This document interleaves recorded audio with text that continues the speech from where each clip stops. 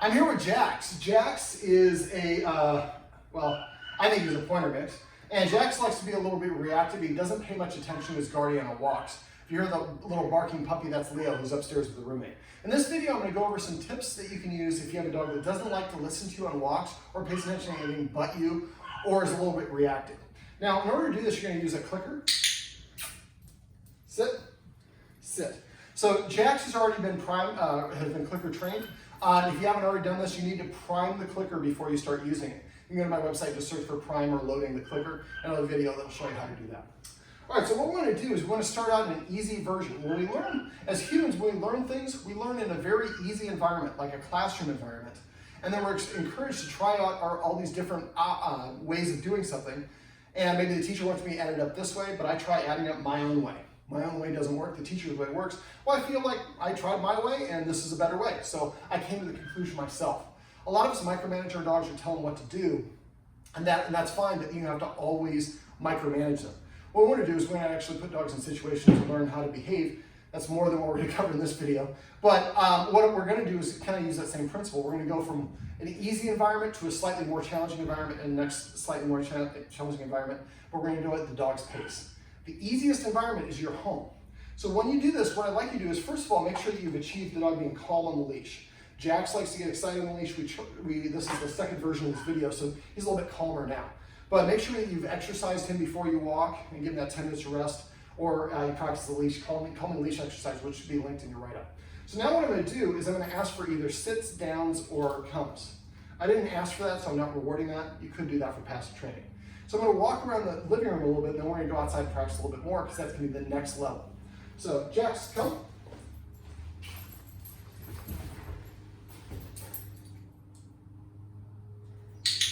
Come. I expect to sit at the end of the come. So I'm going to come over here. Sit. Sit. Jax, come. Come. Come. Jax, come. Come.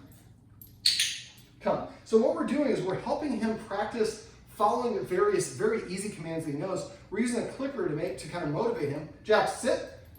Sit. Do you see how fast he snapped his head around there? Because I'm showing him, look, there's somebody here handing out $100 bills. If I'm on the corner in Abbott Kenny and somebody's handing out $100 bills, I'm going to be really paying close attention to that person.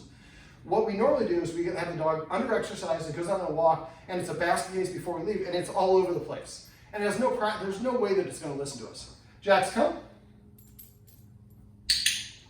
Come. I didn't have to ask for the sit that time. So the idea is you want to do this about 5 to 7 or 8 treats in your house, and it might be more or less depending on how well your dog does. Jax, come. Sit. Now we're going to go outside. Follow me. Jax, come. Sit.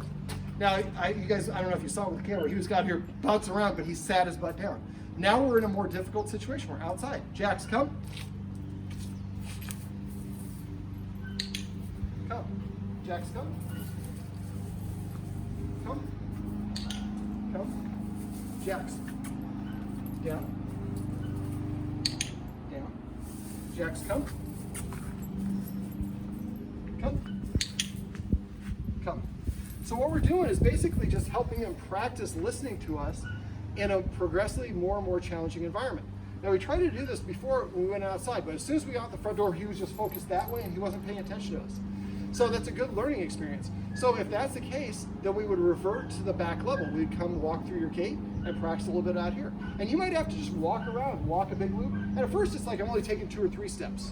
After a while I might take 5 steps, then 10 steps. Then I might walk from the gate, walk here, do a whole loop, and then ask for a sit here. But every once in a while now he's looking up at me every once in a while because when's the treat gonna come? When's the treat gonna come? Now when you go to your new environment that's more stimulating, offer more treats more frequently. As the dog becomes more practiced and used to it, then you start elongating the duration between each treat.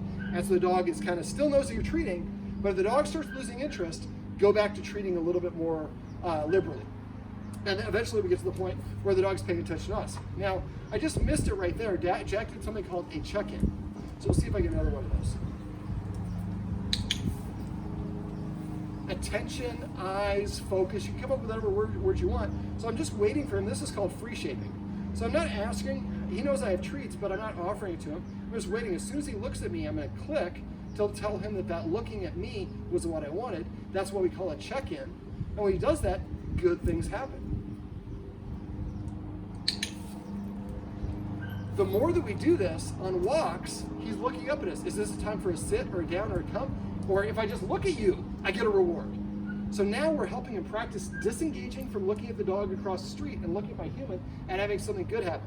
Normally what happens is he barks and lunges and the other dog appears to walk away. That's the validation. So he gets rewarded for doing that. We have to show him that there's a better reward for not doing that and rewarding him for that particular behavior. So let's see if we get one more. And at first, when you're doing this, free shaping, it's like accidental. It'll be sparse in between. If your timing is good and you're precise, attention, or whatever the word is you want to use, you'll start seeing it happening more and more frequently. So we're going to go for a little mini walk. We're not going to do it in this video because we're going to keep this relatively short. When we're doing this, the Guardian has a treat pouch. You want to load it up with a whole bunch of treats. Have your clicker ready to go. And every time that the dog checks in with you, you're going to click. And and again, when you first start off, no more than 2 or 3 steps, and you're going to ask for a sit, a down, or a come, or a retreat, or a check-in. And so once you get to the point where he is kind of checking, you see that? He's checking in with me faster and faster. That was 3 or 4 treats.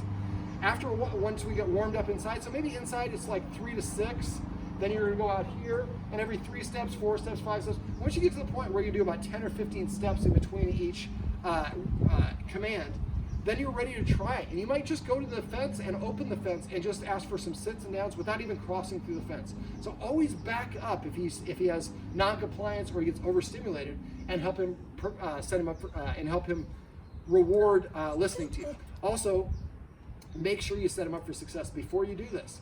Do the doggy stairmaster. Do a little game of fetch or whatever it is. Just give him an appropriate amount of time of practice. Don't overdo it, don't underdo it. You want to find that Goldilocks amount. And then we want to give him time to just catch his breath. That was close. He didn't look quite at me, so I didn't click. And then eventually you get to the point where the dog is focused on you and listening to you, and you set him up for success by getting that top level of energy out. You help him practice inside, then out here, then you're on a walk. And again, you're going to get further and further away from your house, and you'll get better and better response. And after a while, he's just looking at you, or if you say, attention, he looks up at you. So you see a dog coming around the corner, before Jack sees, you say, attention, attention. Now I clicked to get his attention there. Don't ever do that. I just did that for this demonstration of this video. But that's the whole point of why we practice inside in the backyard, then just outside in the front yard, and then eventually on the street. All right, Jax. Jax. I know it's itchy, buddy, but we're gonna finish this video. Can you sit? I literally asked, didn't I? Sit. And that means please. Well, this is my buddy Jax, and these are some tips and tricks you can use if you have a dog that doesn't listen to you on walks.